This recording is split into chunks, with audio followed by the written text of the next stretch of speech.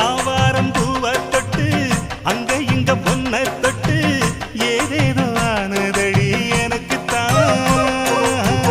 ஆகாத நாள் இது ஐயர் வந்து சொன்ன பின்னும் கூடாது மச்சானுக்கு நினைப்புத்தான்.